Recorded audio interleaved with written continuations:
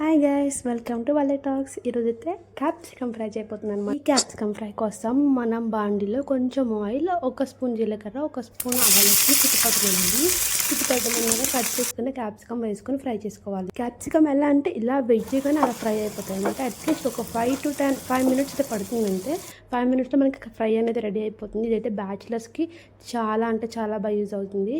ఇందులో నేను ఒక స్పూన్ పప్పుల పొడి, ఒక స్పూన్ పోపు కారం వేసుకున్నాను. సో ఇవి రెండు ఎలా చేయాలో మీకు నేను నెక్స్ట్ వీడియోలో పోస్ట్ చేస్తాను.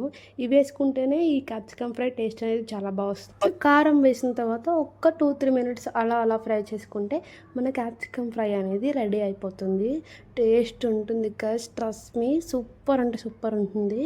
ఆ వేడి రైస్లో ఒక స్పూన్ ఘీ ఆర్ ఒక స్పూన్ ఆయిల్ వేసుకొని రైస్లో పెట్టుకుని తినండి. క్యాప్సికమ్ పీస్ తోటి అదిరిపోతుంది గైస్, నమ్మండి. అంతే గైస్, ఈ వీడియో నచ్చితే లైక్ చేయండి, షేర్ చేయండి, సబ్స్క్రైబ్ చేయండి.